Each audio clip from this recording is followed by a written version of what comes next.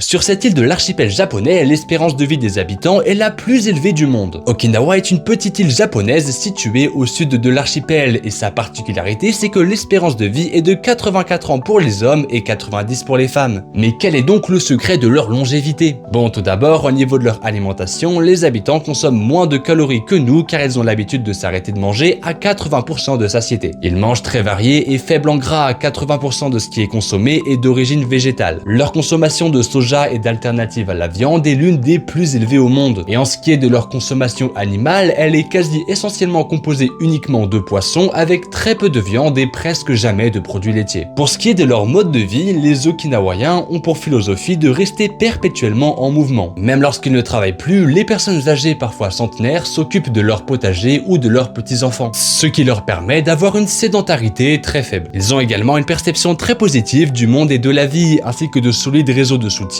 basés sur la solidarité intergénérationnelle. Enfin, ça c'était il y a quelques décennies, car depuis quelques années, Okinawa est sous l'emprise de l'effet burger. Cette île abrite la grande majorité des bases militaires américaines au Japon, ce qui a entraîné une occidentalisation de l'alimentation beaucoup plus précoce et intense que dans le reste de l'archipel. Par exemple, le jambon en conserve est devenu un ingrédient de base de la cuisine moderne d'Okinawa. En plus de ça, l'île a été la première préfecture à voir débarquer les grandes chaînes de fast-food américaines. Les jeunes générations sont donc passées de la patate douce et du poisson aux graisses saturées et aux boissons ultra sucrées. Résultat, l'espérance de vie des hommes japonais est passée de la première place dans les années 80 à la 36e place dans les classements de préfectures japonaises. Les habitants deviennent de plus en plus sédentaires, la voiture ayant remplacé la marche et leur système de solidarité s'effrite de plus en plus, créant de l'isolement social. Il existe maintenant une double réalité sur l'île, avec d'une part les super centenaires qui conservent leur mode de vie traditionnel, et de l'autre les moins de 50 ans qui ont adopté des habitudes de vie à l'américaine et développent des maladies chroniques beaucoup plus tôt que leurs parents. Et donc,